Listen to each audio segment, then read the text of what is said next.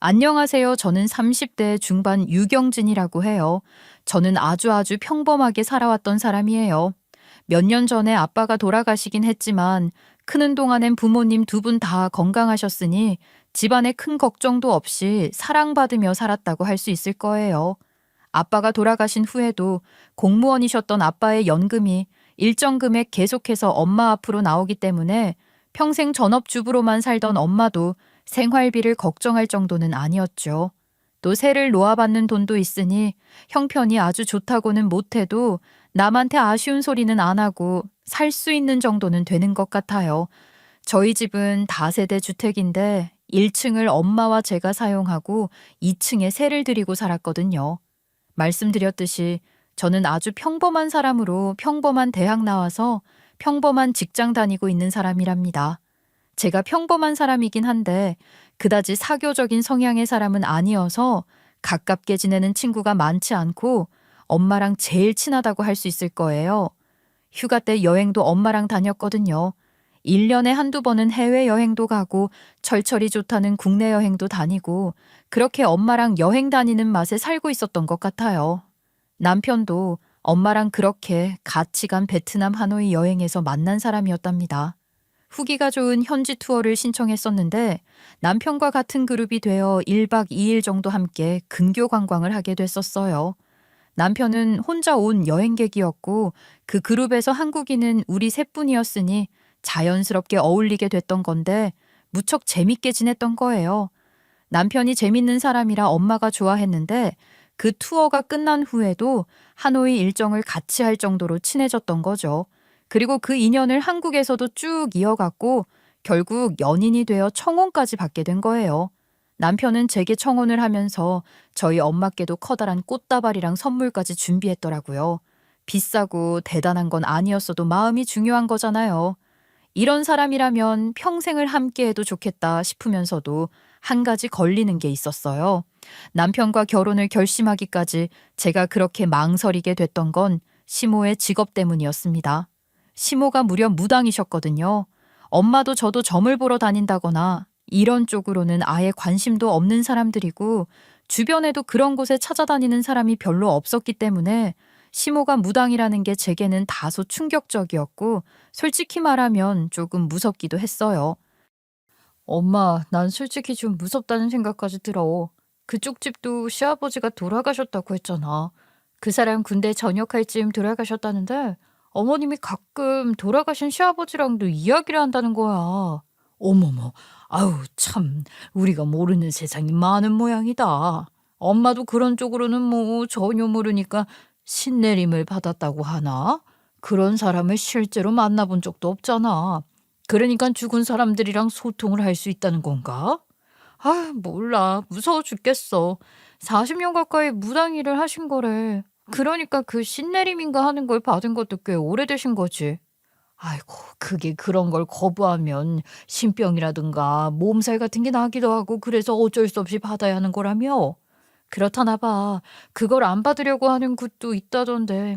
어머니는 그걸 운명으로 생각하고 20대 초반 그 젊은 나이에 그걸 받으신 거지.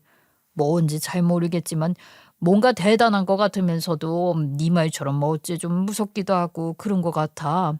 근데 그런 사람들은 모시는 신이 다 이름이 있다며? 애기동자다 뭐 그런 거 말이야. 맞아.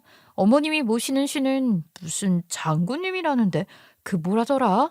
아휴, 어디 무슨 장군이라는 이야기를 몇 번이나 들었어도 그게 기억에 남지를 않네. 하여튼 뭐 엄청 대단한 거래. 장군? 아이 뭐 그럼 대단한 거 아니니? 저번에 무슨 프로그램에서 봤는데 어떤 꼬맹이가 모시는 신이 무슨 장군님이라면서 그 장군보다 낮은 등급의 신을 모신다는 백발 할머니가 그 꼬맹이한테 존댓말을 쓰고 그 꼬맹이는 백발 할머니한테 반말 탁탁 하더라고. 그거 보면서 신기했는데 그런 장군님을 모신다는 거야? 뭐라더라? 그 장군님 힘이 너무 강하고 고유 특성 같은 게 있어서 어렸을 때부터 이사를 그렇게 자주 다녔대. 아유, 그렇구나. 뭐 하여간 우리는 잘 모르는 이야기들이니까 낯설고 이상하긴 하다. 그래서 지금은 어디 계신다 그랬지? 서울에서 엄청 멀리 계셔. 지방 소도시인데 거기서 시누이가 점집 접수받고 예약 관리도 하고 그러면서 모녀가 거쳐나 보더라고. 남편에게 시모에 관해 듣고 엄마랑 둘이서 무당에 대해서 검색을 얼마나 했는지 몰라요. 엄마도 처음에 깜짝 놀랐고 주변 사람들한테 많이 물어보기도 하고 그러는 것 같았어요. 사람들이 그러더라. 무당도 그냥 일반 사람들이랑 똑같다고. 모르고 보면 잘 모른다고 하더라. 그냥 그런 직업을 가진 사람이라고 생각해야지 어쩌겠어. 가서 인사 잘 드리고 와. 그렇게 엄마가 저보다 먼저 평정심을 찾았고 그런 엄마 덕분에 저도 용기를 내어 예비 시모에게 인사를 드리러 갈 수 있었던 것 같아요. 엄청 떨리고 긴장됐지만 엄마 말처럼 실제 시모를 만나보니 그냥 평범한 사람 같았고 제게도 잘 대해주셔서 안심이 되더라고요. 여전히 찜찜한 마음이 있었지만 남편을 사랑했기에 결혼을 결심했던 거죠. 시모 되실 분이 무당이어서 남편과 헤어질 수는 없잖아요. 결혼 전에 남편은 다니던 회사 근처 작은 원룸에서 살고 있었는데 거기가 제 회사에서 너무 멀고 친정이랑도 교통이 너무 불편한 곳이라 신혼집을 새로 구해야 했어요. 그때 마침 저희 집 2층에 새 들어 살던 사람들이 계약 기간이 만료되던 시점이라 엄마가 그 집을 저희 신혼집 하라고 내어주겠다고 하신 거예요. 물론 공짜로 말이에요. 자기 생각은 어때?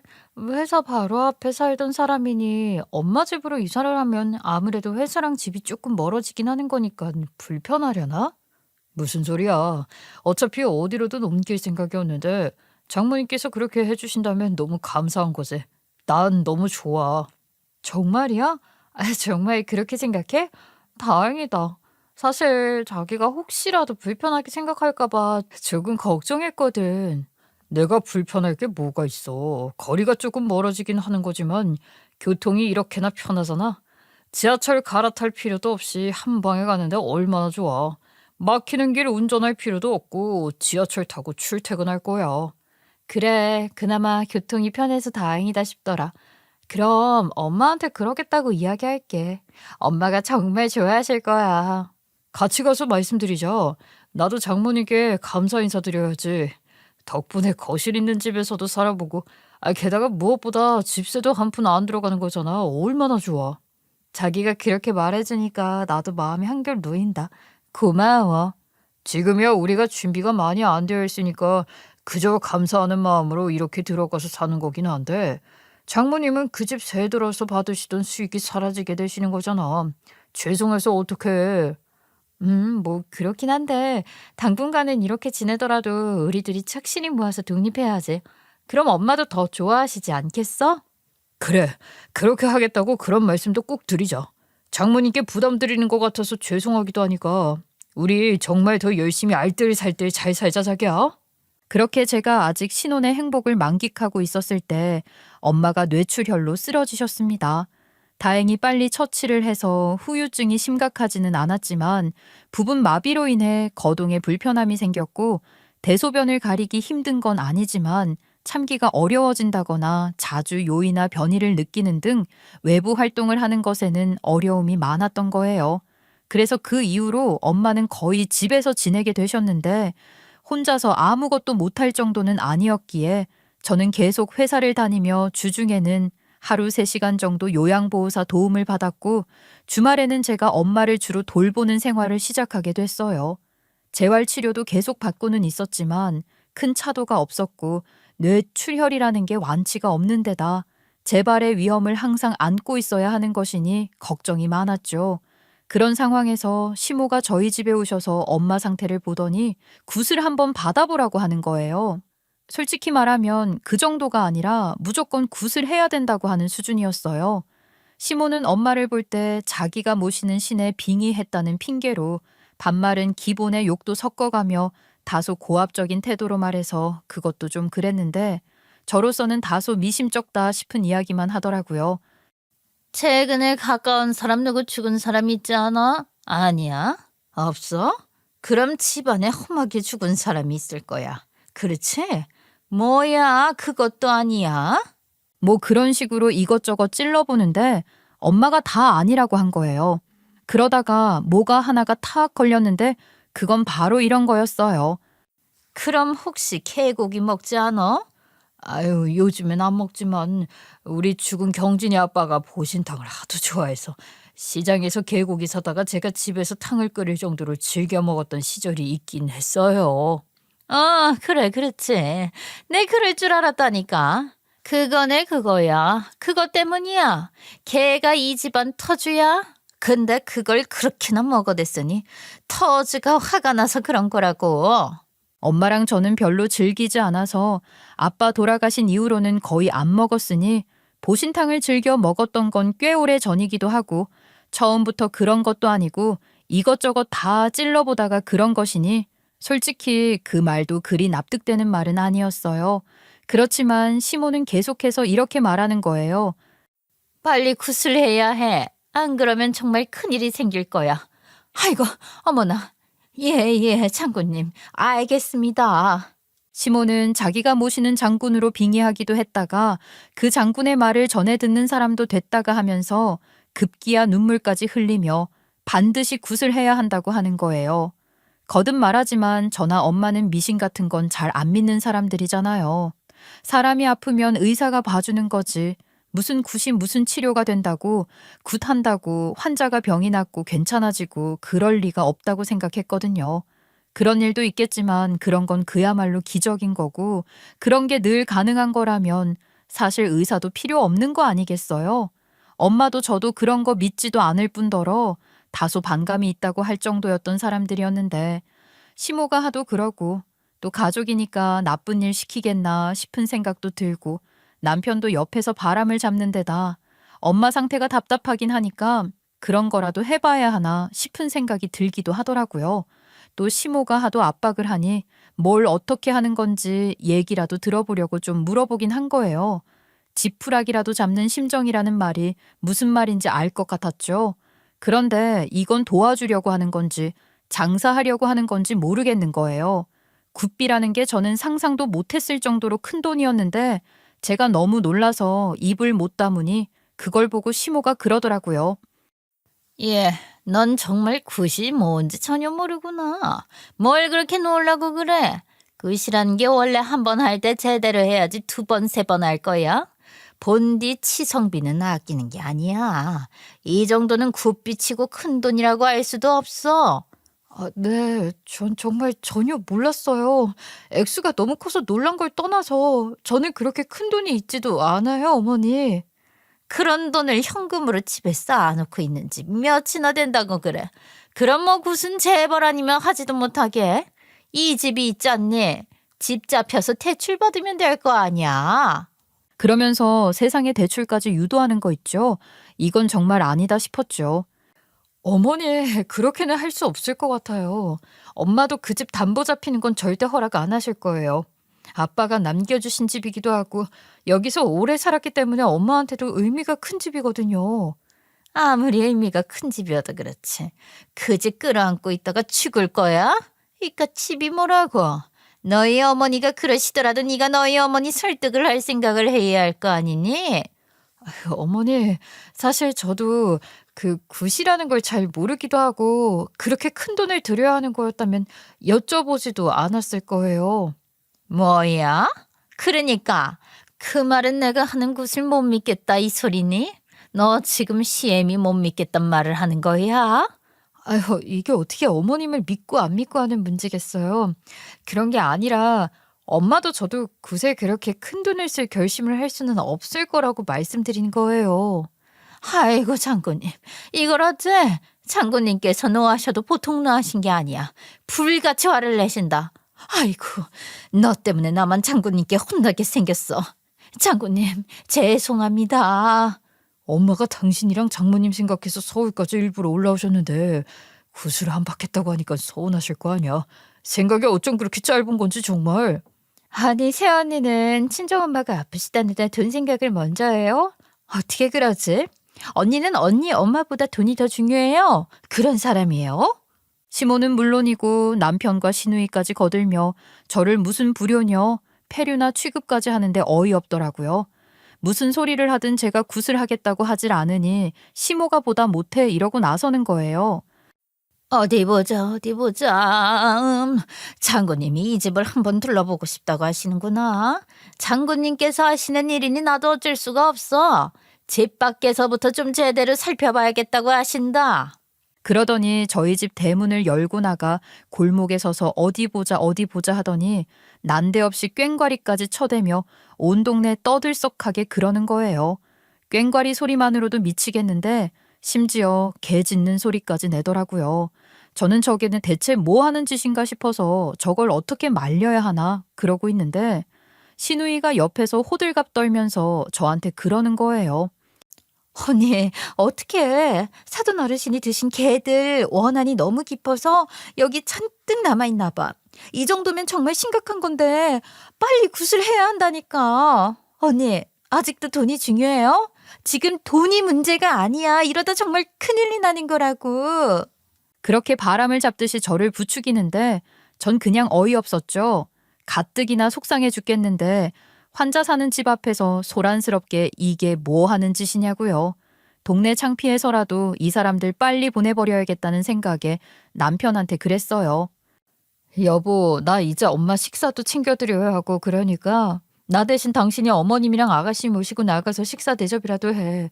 지난번 그 고깃집 당신 맛있게 잘 먹었잖아. 거기 가면 되겠네. 그런 핑계까지 대며 제 카드 쥐어줘서 보내버렸답니다. 제가 구슬할 생각이 전혀 없다는 걸 알게 되니 시모와 시누이도 어쩔 수 없이 내려가긴 하더라고요. 그렇긴 했지만 마지막 순간까지도 그놈의 굿 이야기를 하며 언제라도 마음 바뀌면 연락하라고 하는데 어쩐지 표정이며 말투며 모두 불만이 가득한 것 같아서 제 마음도 그리 좋진 않았어요. 그렇다고 시모 말대로 구슬하는 건 더 내키지 않았으니 어쩔 수 없는 거죠.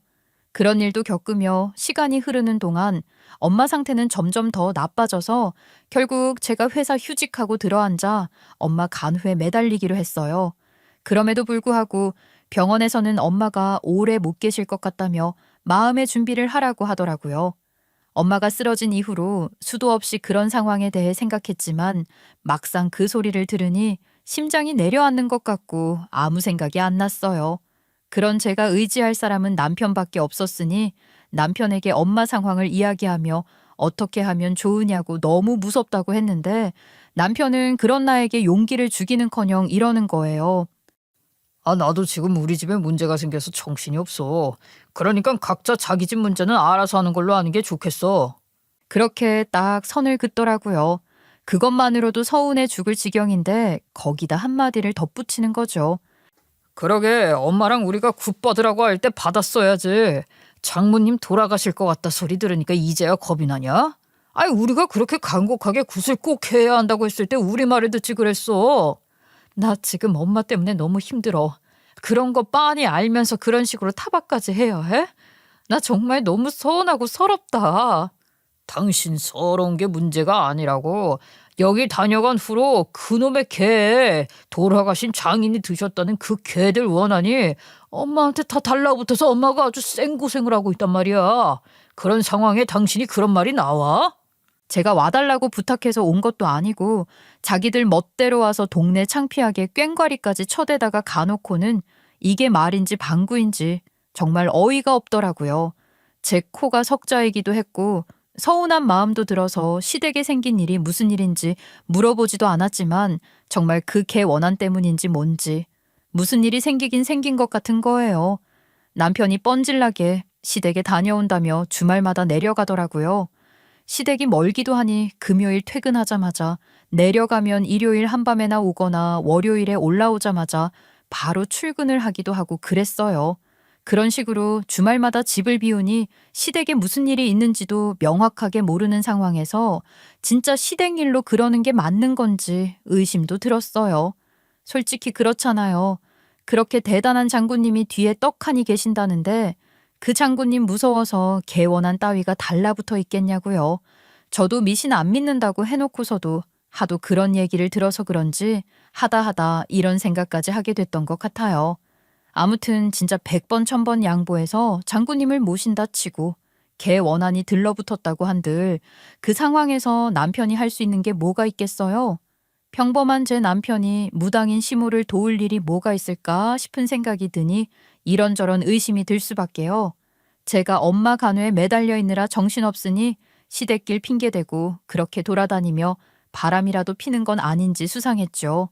그래서 남편 핸드폰부터 털어보려고 시도했는데 안면인식 하려면 남편 동공이 보여야 하잖아요. 자는 남편 눈꺼풀까지 뒤집을 용기는 안 나더라고요. 그렇게까지 간 큰 짓은 할 수가 없어서 실패하고 생각다 못해 남편 노트북을 열어본 거예요. 남편 노트북은 저도 가끔 빌려 써서 비번을 알고 있었거든요. 그렇게 노트북을 열어봤더니 깨톡은 자동 로그인이 안 되어 있어서 못 털었고 혹시나 싶어서 보니 이메일은 자동 로그인이 되어 있길래 카드 내역이라도 털어보려고 했어요.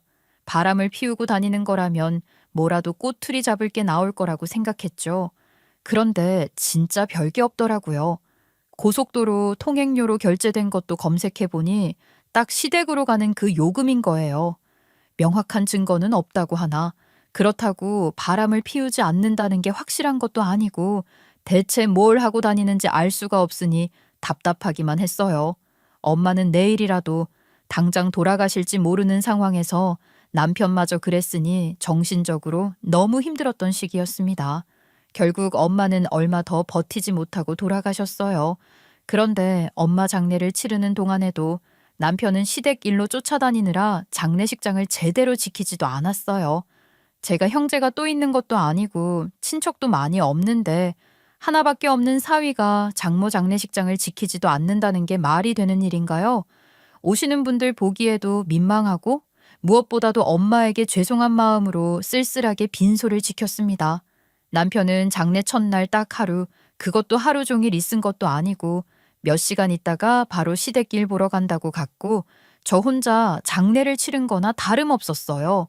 엄마랑 워낙 각별했던 저였으니 엄마를 잃었다는 건 세상을 잃는 것 같았는데 그런 상황에서 남편마저 그렇게 나오니 세상에 믿을 사람 하나 없이 저 혼자 남겨진 것 같은 극심한 외로움과 남편에 대한 빡침 그리고 엄마에 대한 그리움과 미안함으로 얼마나 많이 울었는지 몰라요.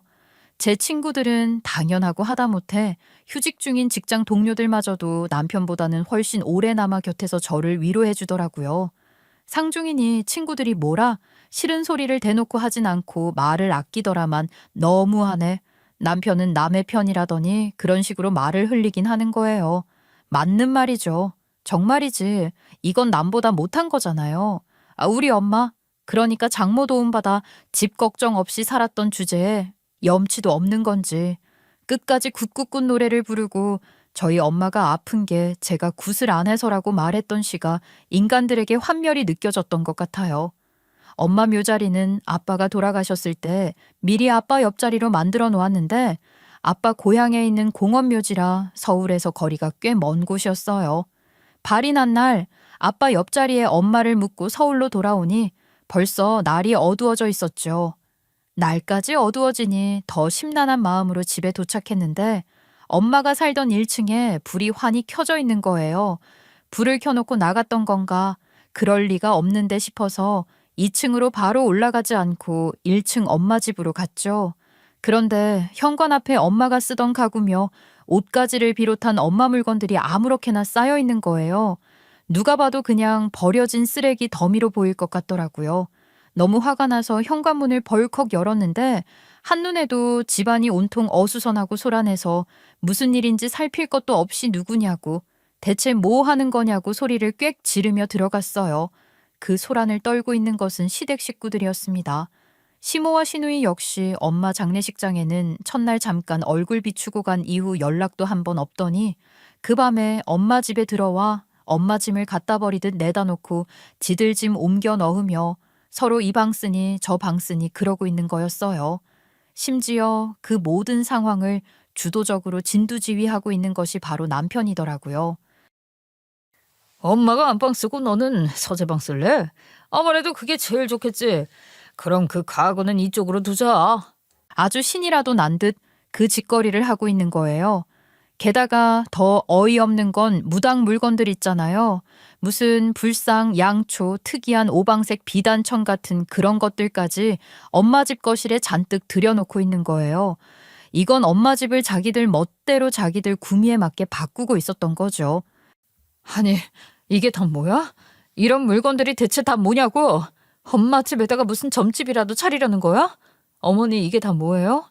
저한테 한마디 상의도 없이 이러시면 안 되는 거 아닌가요? 점집이라니. 얘가 정말 큰일 날 소리를 아무렇지도 않게 하네. 넌 정말 겁도 없지만 아는 것도 너무 없구나. 어디서 무식하게 그런 소리를 해? 이런 거 들여놓으면 점집이지 뭘 그러세요. 저도 그렇고 저희 엄마도 이런 거 싫어하셨던 분이라고요. 엄마 집에 이런 물건들 들일 수 없어요.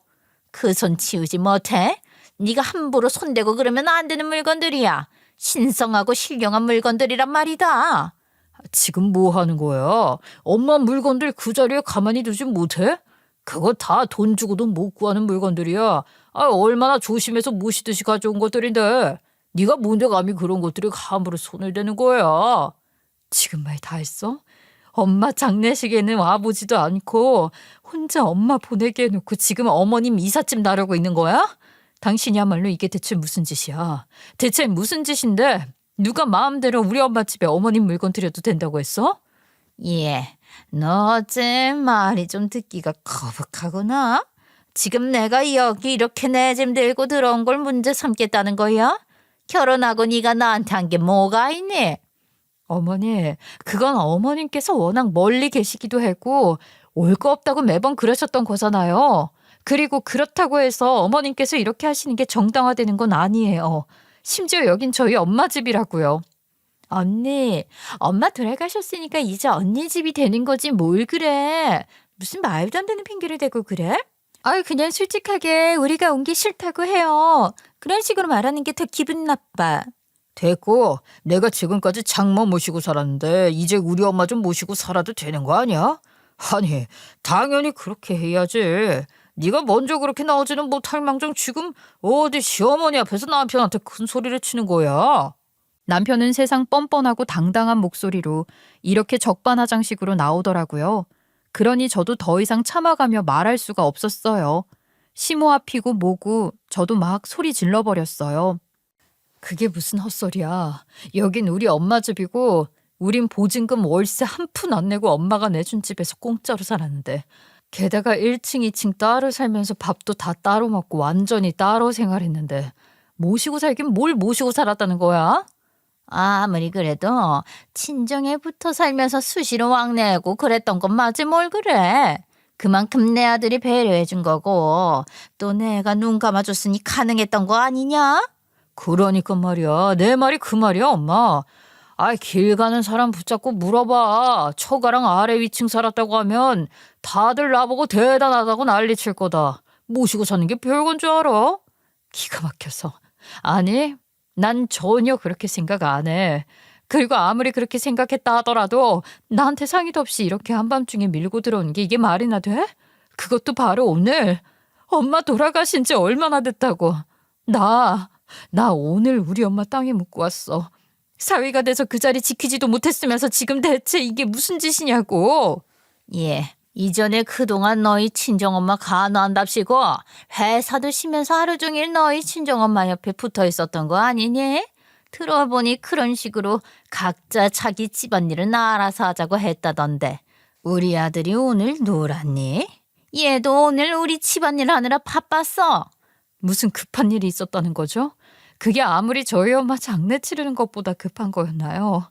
언니도 참 언니가 이러니까 생각 짧다 소리를 듣는 거 아니야. 아니 산 사람이 우선이지 이미 돌아가신 언니 엄마 장례 치르는 게 살아있는 우리 엄마 일 돕는 것보다 중요하단 거야?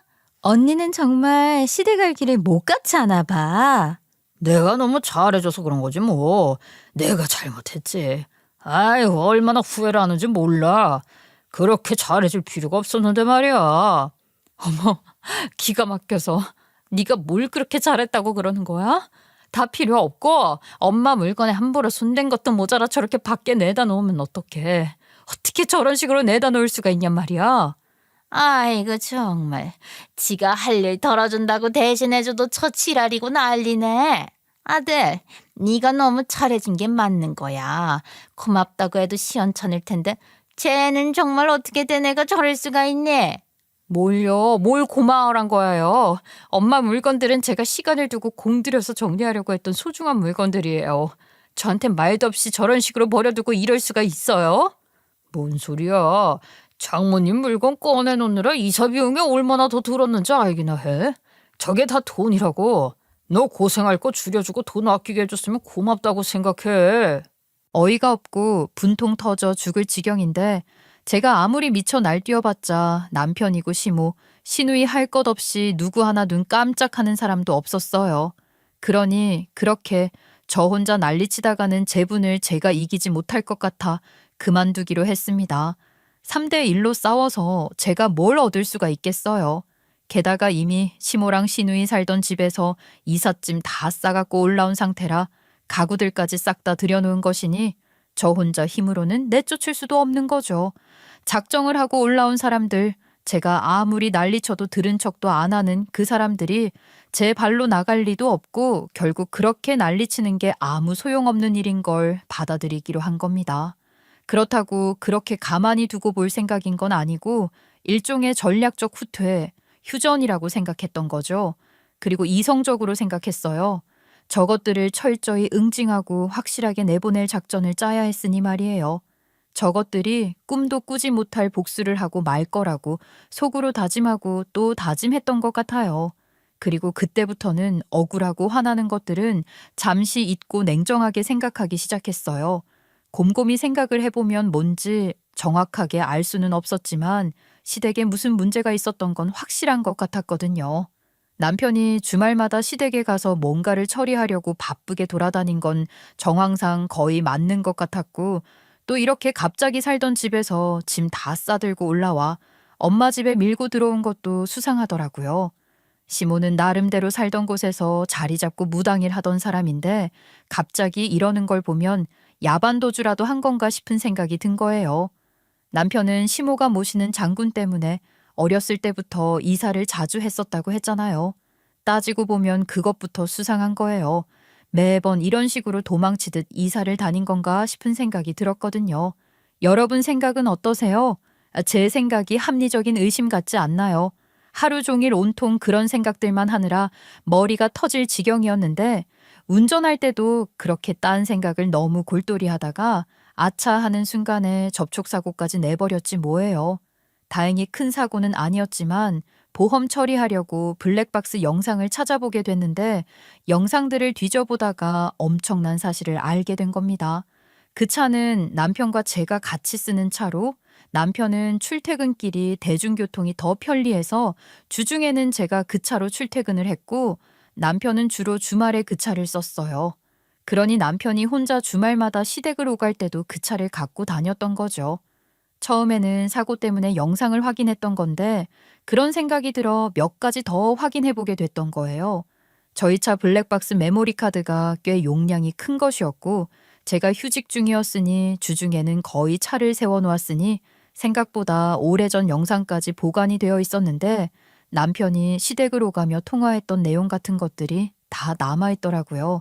내가 왜 진작 그 생각을 못했나 싶었고 서둘러 백업을 받아놓고 영상들을 하나하나 돌려보기 시작했죠.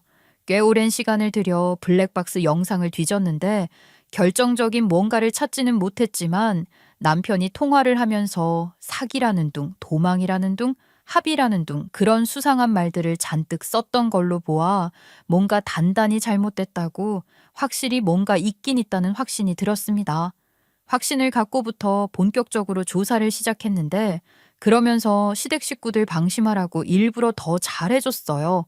시모랑 시누이 반찬도 챙기고 불편한 건 없는지 안부도 꼬박꼬박 챙기며 말하자면 적과의 동침을 시작한 거예요. 제가 무슨 짓을 벌이는지 상상도 못하게 안심을 시켜놓은 거라고 할 수 있는 거죠. 그럴 작정으로 엄마 집에서 무전취식 중인 시모를 자주 들여다봤던 것인데 의외의 소득이 있었답니다. 남편 깨톡 터는 건 실패했지만 시모 깨톡 터는 건 생각보다 어렵지 않았던 거예요. 시모가 핸드폰 잠금을 패턴으로 풀을 걸 봤는데 하도 간단해서 대충 보고도 바로 외울 수 있었고 시누이는 제 방에 틀어박혀 있고 시모가 잠든 틈을 타 시모 핸드폰 잠금을 풀어 남편과 시모가 주고받은 깨톡들을 뒤진 거예요. 그것만으로도 저는 사건의 전말을 웬만큼 다 알 수 있겠더라고요. 알고 보니 시모는 진짜 신내림을 받은 무당이 아니라 그런 척하는 가짜 무당이었고, 그러면서 사기를 쳐 찾아오는 사람들 돈을 갈취하고 있던 거나 다름없었던 거예요. 그러니 어디 한 곳에 정착을 못하고 이사를 그렇게나 다닌 거죠. 바로 전까지 시모가 살던 곳이 저희 집에서 차로 쌩쌩 달려도 5시간은 걸리는 곳이었거든요. 사기당한 사람들을 피해서 일부러 멀리까지 온 거였어요. 사기당한 걸 확신하는 사람들이 화를 내면서 고소할 거라고 난리치는 깨톡이 한두 건이 아니더라고요. 저는 시모와 시누이, 남편이 함께 있는 깨톡방에서 셋이 작당 모의하고 짜고 친 증거들 캡처해서 다 제 휴대폰으로 보내놨고, 캡처한 사진들은 다 삭제해서 시모가 나중에라도 알아차리지 못하게 했어요. 그리고 시모에게 고소할 거라고 난리치는 고객들뿐만 아니라 시모 휴대폰에 저장된 연락처 가운데 고객으로 분리된 사람들 연락처도 모조리 확보해뒀답니다. 그런 정리는 시누이가 해줬는지 연락처 카테고리 정리가 잘 되어 있었던 덕분에 한결 쉽게 확보할 수 있더라고요. 고맙죠. 일단 그 증거들 갖고 바로 경찰서에 가서 신고했는데 제 짐작대로 이미 고소가 여러 건 접수되어 있는 상황이라 시모는 수배 중인 사람으로 뜨는 거예요. 그러니 시모는 바로 경찰서 잡혀갔고, 동업자인 시누이는 빼도 박도 못할 공범, 남편 또한 제가 캡처한 증거들로 인해 작당모에 함께한 혐의로 조사를 받게 됐습니다. 그렇게 셋 다 경찰서에 끌려간 후 저는 바로 이혼 소송을 걸었어요. 그런 범죄자랑 어떻게 같이 살아요? 그리고 시모에게 난리치고 있던 고객들에게 시모가 경찰서에 잡혀간 상황을 익명의 인물로 위장해서 슬쩍 흘리고, 그런 사람들이 아니더라도 시모 휴대폰에 저장되어 있는 고객들에게 시모한테 사기 피해 입은 게 있으면 고소하라고 역시 익명으로 단체 문자 날렸죠. 그러니 그야말로 난리가 났는데 피해자들끼리 네트워킹이 되었는지 시골에서 아예 관광버스 대절해서 단체로 올라와 경찰서 앞이 문정성 신 거예요. 사실 무당을 사기죄로 고소해서 승소한다는 게 보통 까다로운 일이 아니라고 하더라고요. 생각해보니 그런 거예요.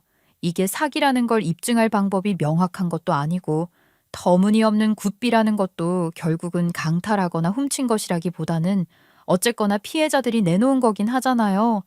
한번 굿판에 발들이면 한 번으로 끝나는 경우는 거의 없고, 굿을 자꾸 하자고 하면서 돈만 갈취하고, 굿을 하던 중간에 돈 부족하다며 굿 다 중지하고, 돈 뽑아올 때까지 기다리며 협박하다시피 뜯어간 돈이라고 할지라도 어쨌거나 피해자들이 스스로 갖다 바친 것이니 법적으로 보호받기가 어려운 거예요.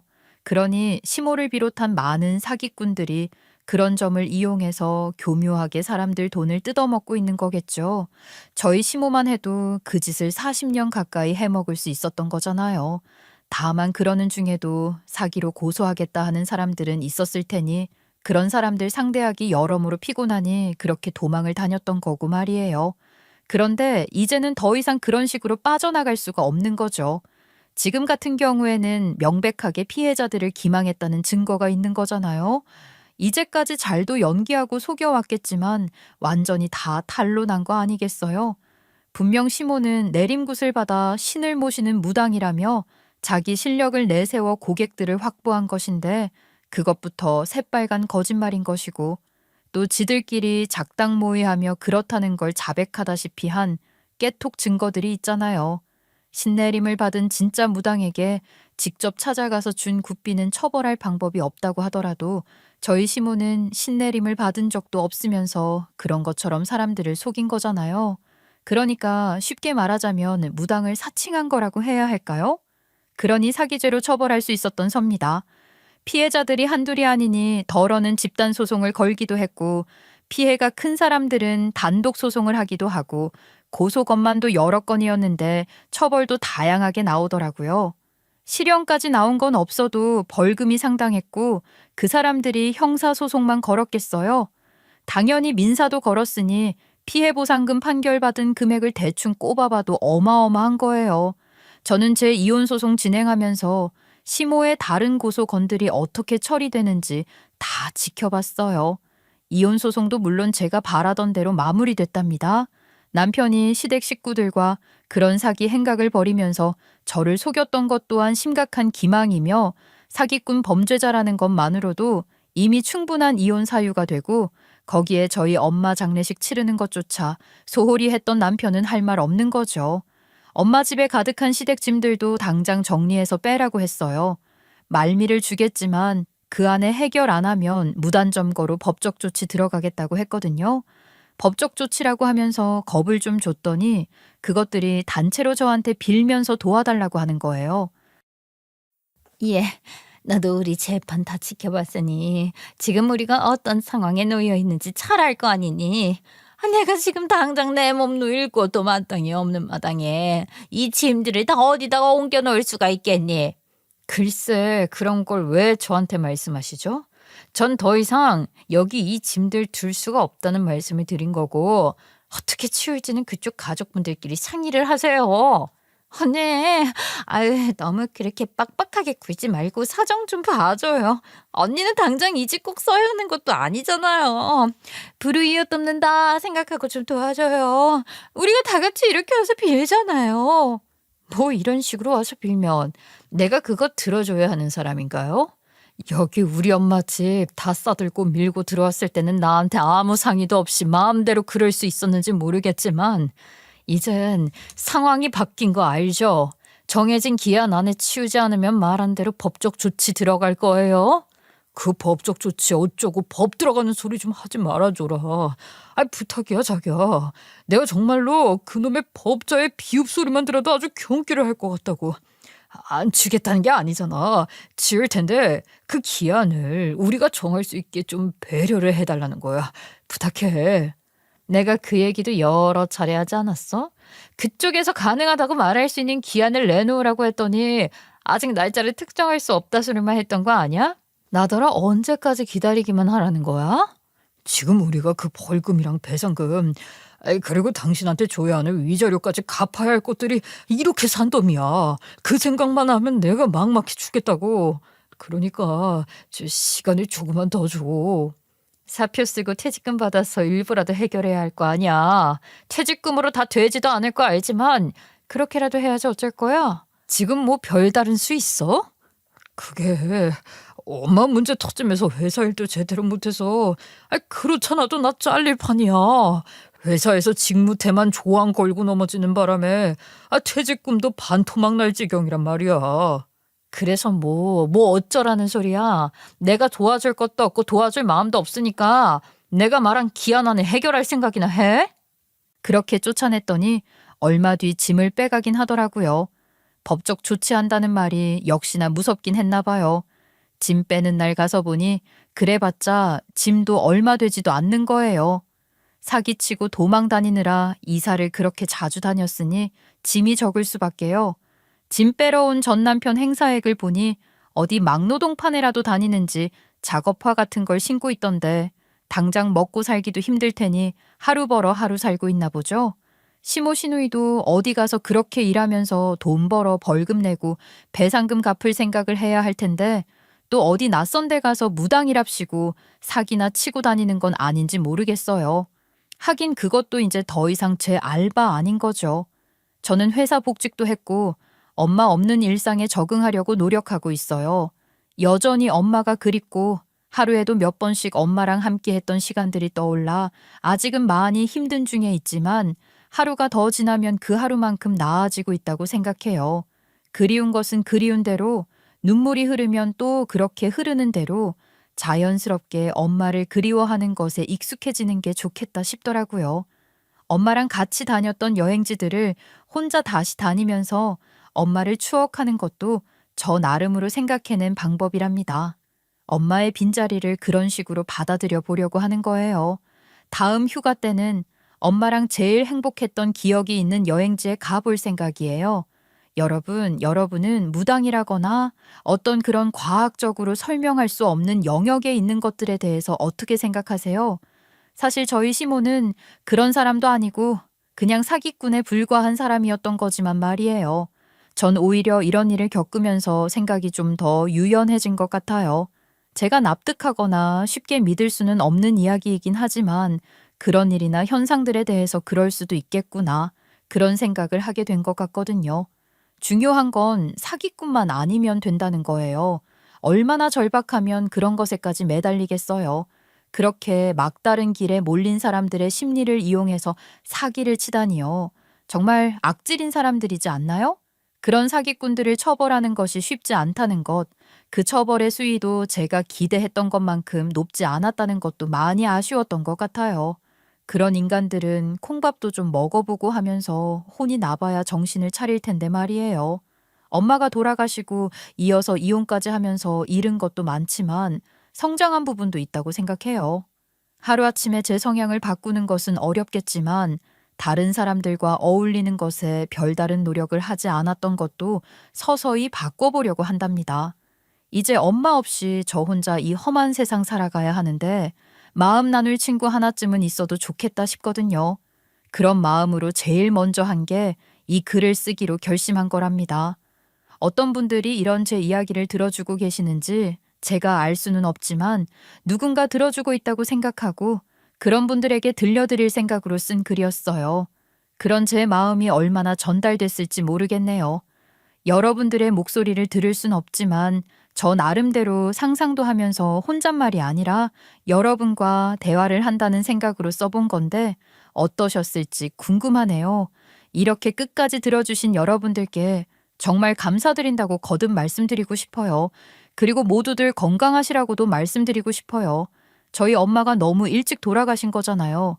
평소에 건강 관리를 더 잘하실 수 있도록 해드렸어야 한다고 얼마나 후회했는지 몰라요. 여러분 각자의 건강은 물론이고 가까운 사람들의 건강과 안부도 챙기는 하루를 보내시길 바랄게요. 감사합니다.